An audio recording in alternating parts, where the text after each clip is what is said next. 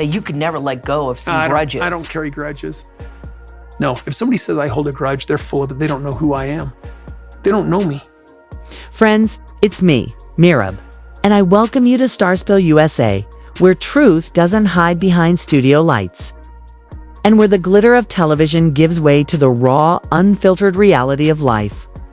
Today, we step inside a crowded Flagstaff courtroom, a place where years of love, betrayal, and long-simmering resentments have finally been dragged into the light.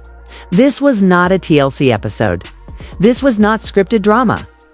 This was the real thing, messy, unpredictable, and irreversible. Christine Brown sat with her back rigid, her voice trembling but honest as she prepared to speak her truth. Beside her, Janelle's lap bore the weight of a thick binder, its red block letters, custody and estate, glaring like a warning. Across the room, Robyn's eyes were swollen and puffy, her black folder clutched to her chest like armor. And in the middle, Kody Brown, the man who once held all of them together, now sat as the center of a storm he could no longer control. His family's fractures laid bare in a battle over custody, wills and words that could never be taken back.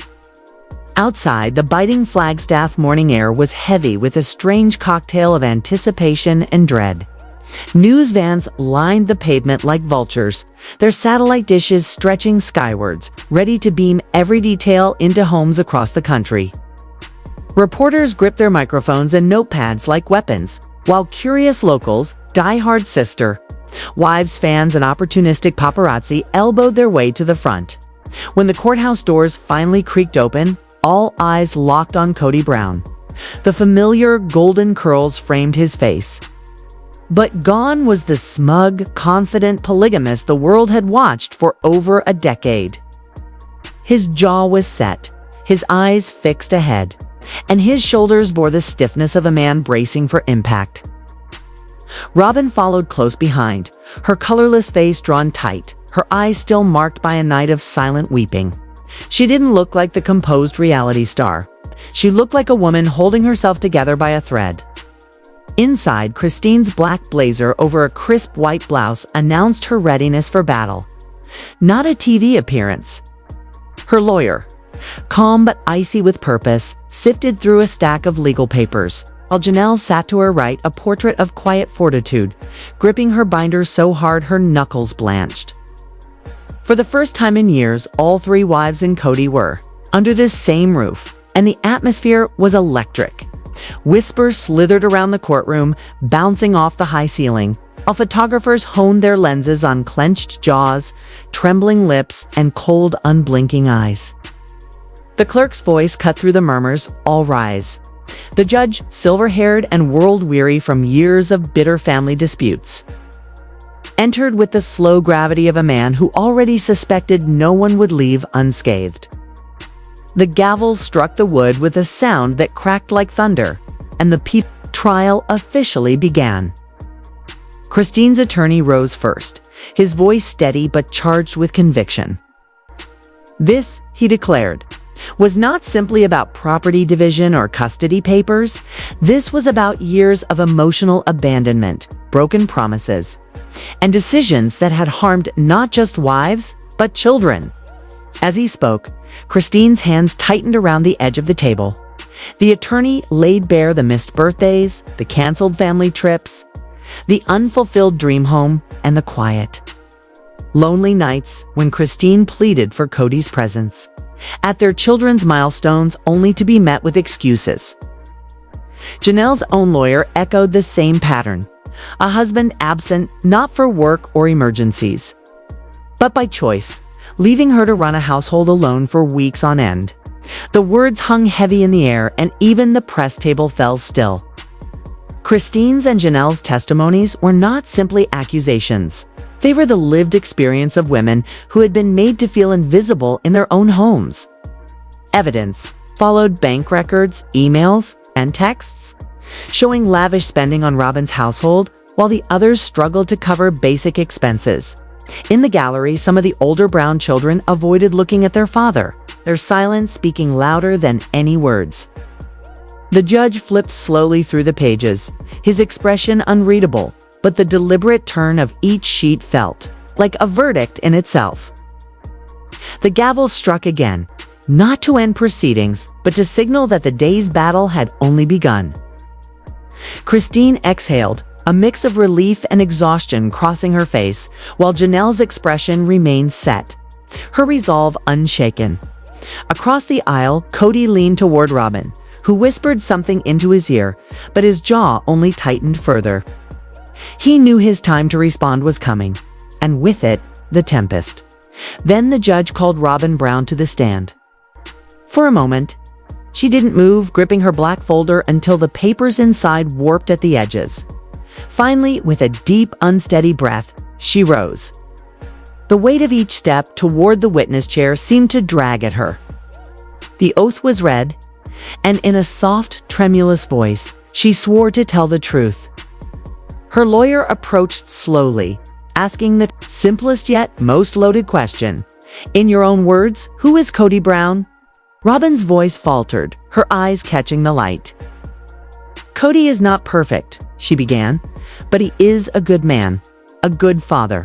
We've all made mistakes, but his heart has always been in the right place.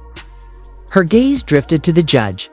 We have been attacked for years simply because we chose to live differently. Her words trembled between defense and confession, the lines blurring in the courtroom, air thick with unspoken truths. And with that, the day's most personal revelations were only just beginning. It was necessarily. Gotcha. The last time that we discussed lots here on the property, it was not a great discussion. Robyn's voice trembled, but there was a defiant thread beneath it. People look at our family and see a television show, she said, her eyes sweeping the room. A lifestyle to criticize, a spectacle to mock. But they don't see the late nights when Kody is up talking to the children, or the times he's driven for hours just to be there for a school performance. Christine's lawyers stirred as if ready to pounce, but Robyn's attorney cut in quickly, controlling the rhythm of the exchange before the opposition could interrupt. You've heard accusations today, he said, his voice deliberate and smooth.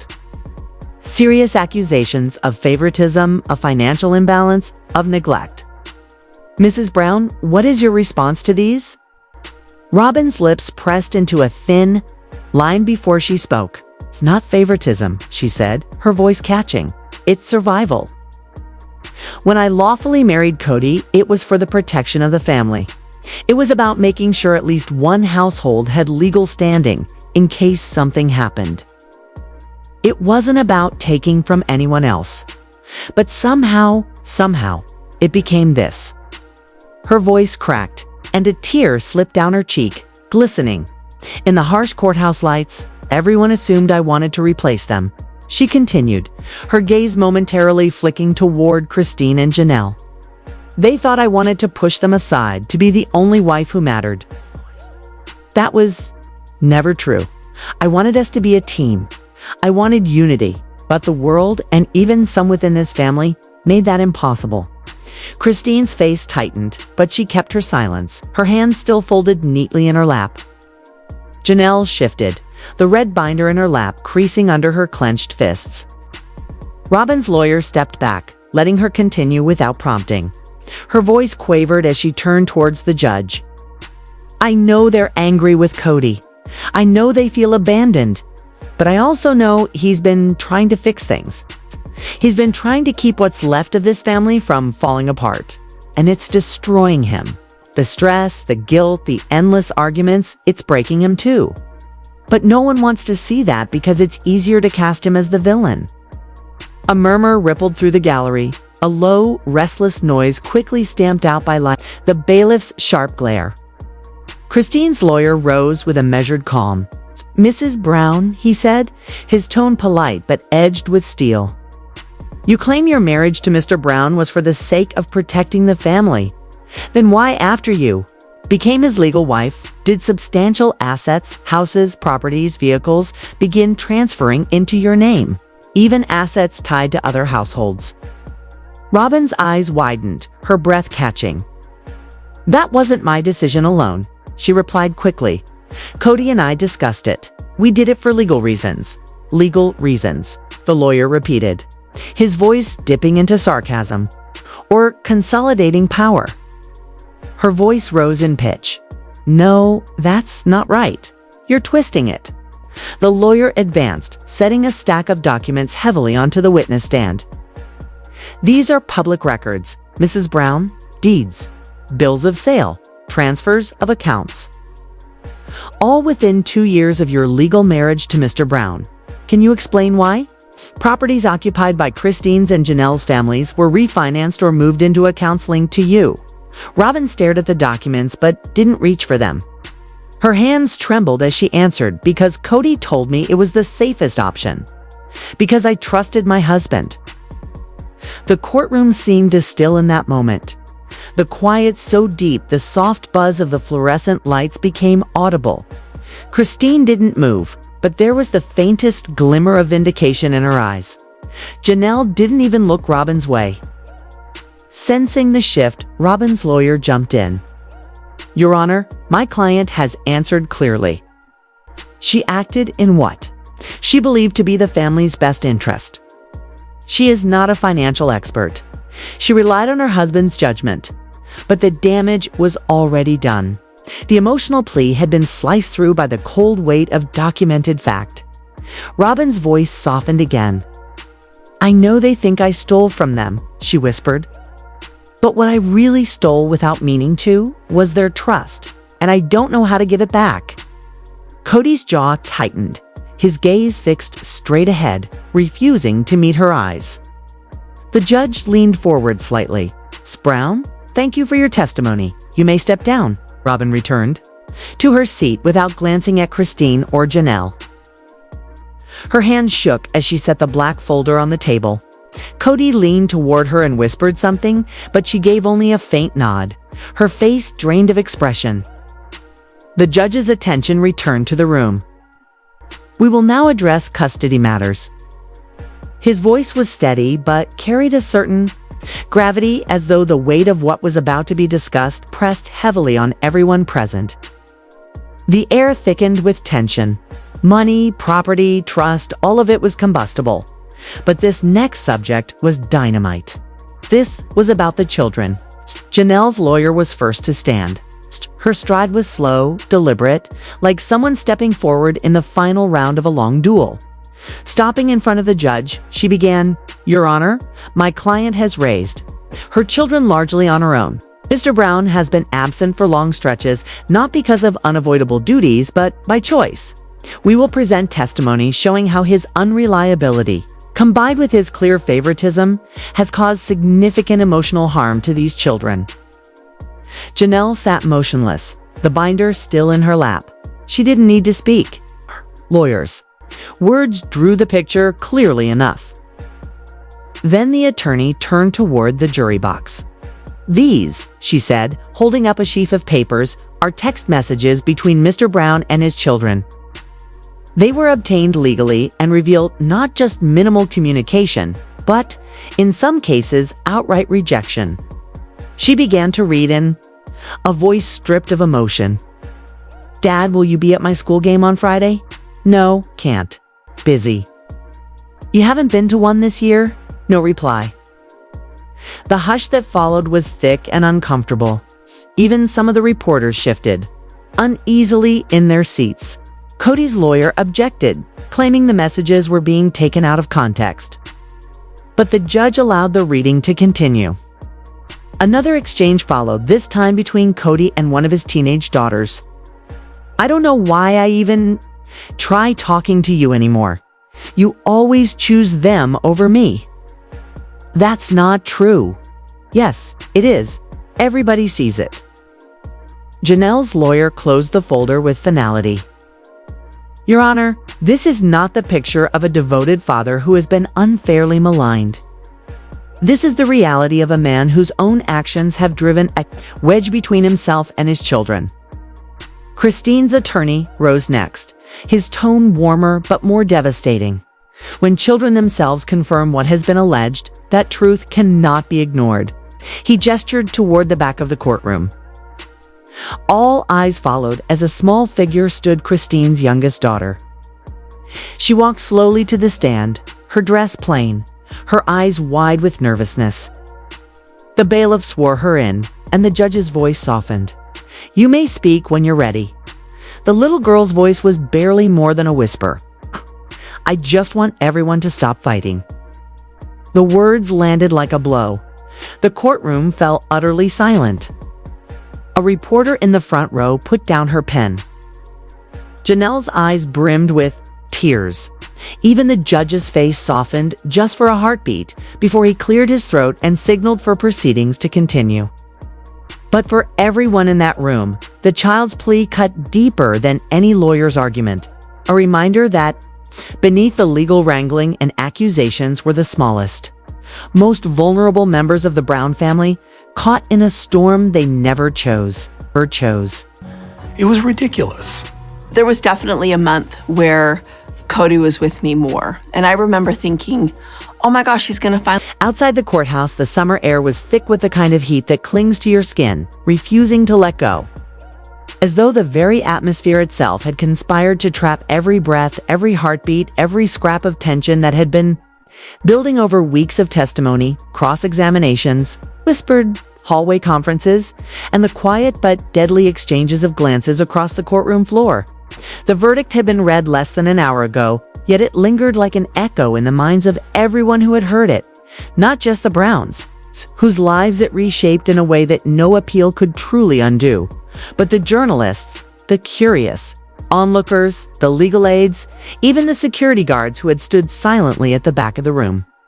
It was as if the courthouse itself, its marble pillars, its polished floors, its walls, steeped in decades of legal battles, had absorbed the electricity of this case. And now, as the doors opened and the principal players emerged one by one, it was exhaling that charge back into the world. The crowd outside had grown since morning, swelling to the edges of the courthouse steps and spilling into the street where traffic crawled impatiently. Horns blaring as drivers leaned out of their windows to ask what was happening, who had won, who had lost. But the word verdict carried a magnetic pull. And here it was not a word tossed casually in conversation. It was the thunderclap following a long and relentless storm. Cameras jostled for position, their flashes firing like lightning, so frequent that to blink was to risk missing an entire moment. Reporters shouted over each other, some calling out names. "Christine, over here. Christine, do you feel vindicated? Christine, was it worth it?" Others, crafting their soundbites mid-sentence, speaking into their microphones about the explosive conclusion and the dramatic downfall of a family. Once held up as an unconventional but somehow aspirational model of unity, strangers drawn purely by the magnetism of scandal craned their necks from behind police barricades, holding up phones to capture shaky videos they would later post online with captions designed to draw clicks, each one adding another layer to the already suffocating cloud of speculation. And yet, for the Browns, this entire scene felt distant, blurred, muffled, as if they were not truly walking down those steps, but wading through some heavy, invisible current that slowed their movements and softened the sounds around them until the shouts of the crowd became nothing more than the low, rolling roar of an ocean heard from deep underwater. Christine was the first to appear, framed for a moment in the courthouse doorway as though she were stepping onto a stage. Her lawyer was at her side, moving with the quiet but firm protectiveness of someone who had stood beside her through every single hearing, every late-night meeting over legal strategy, every gut-wrenching moment when the weight of the fight had seemed too much to bear. Christine's hair caught the afternoon sun, and with it, the shimmer of unshed tears became visible, not the defeated tears of someone who had lost, but the sharp, glistening proof of a woman who had endured and emerged on the other side. Scarred perhaps, but standing. Her chin was lifted, her shoulders squared, and though her steps were measured and steady, there was something in her gaze, a quiet, unyielding flame that told anyone watching that whatever had been taken from her in the past, whatever had been broken, she had reclaimed something far more important today: her truth. Her hand brushed briefly against the strap of her bag. A nervous habit she had developed during the trial, but she kept moving. Her eyes fixed on a point somewhere far beyond the crowd. The questions flew at her in rapid fire. Christine, are you happy with the outcome? Christine, do you think Kody will appeal? Christine, what about the children? But if she heard them, she gave no sign. Instead, she descended the steps with the composure of someone who had decided long ago that she would not give the world the spectacle it so desperately wanted. Janelle followed close behind, her pace quick but not hurried, clutching her worn leather binder against her chest as though it were a shield. That binder had been her constant companion through the entirety of this ordeal, filled with neatly tabbed sections of evidence, transcripts, and personal notes in her compact, slanted handwriting. Every time she had walked into the courthouse, it had been with that binder in hand, the same way a soldier might carry their weapon into battle. And today, as the verdict echoed still in her ears, it was more than paper and ink. It was the physical embodiment of her fight. Her preparation, her refusal to be blindsided. When the microphones pushed towards her, she offered a quiet but firm no comment, her voice unwavering, her expression calm. Within seconds, she had slipped into the dark interior of a waiting car, the door shutting softly behind her like the closing of a chapter. The tinted windows hid her face, but inside, her jaw was clenched, her mind already racing ahead, not to the press, not to public opinion, but to the practical realities of what came next. Then came Kody. The air seemed to shift as he appeared in the doorway, flanked by Robyn and their attorneys. He did not rush, nor did he drag his feet.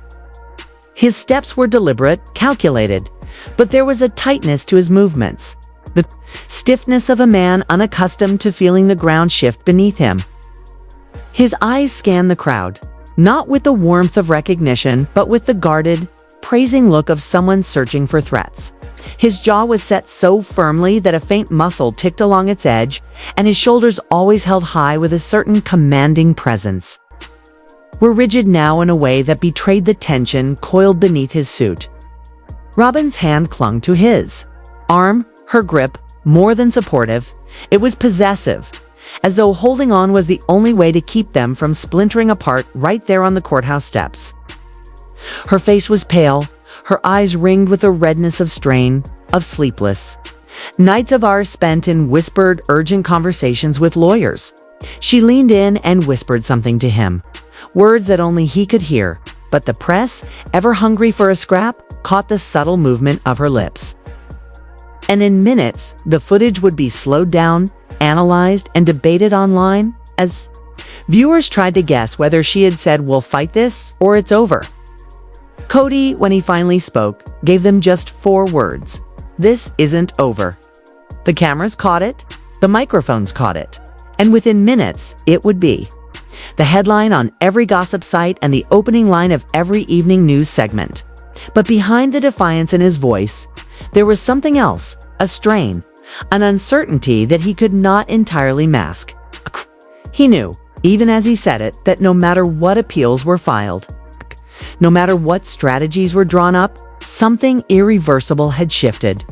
The authority he had once held over the sprawling, complicated web of his family, authority over homes, over finances, over the unspoken rules that governed their lives had fractured.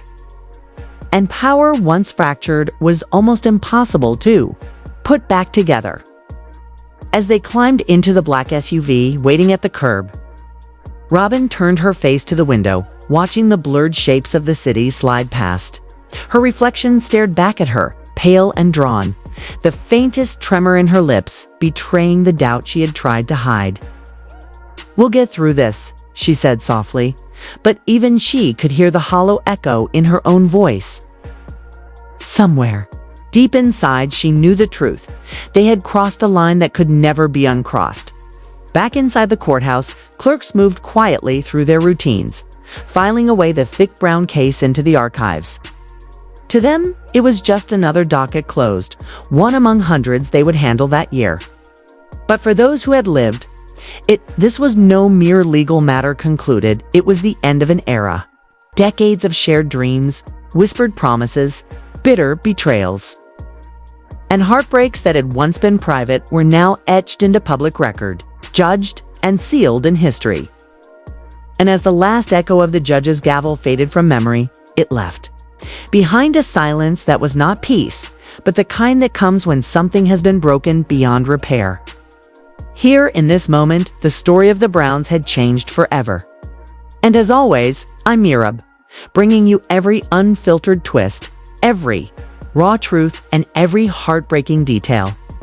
Right here on Starspill USA, where the truth never hides, and no secret stays buried for long.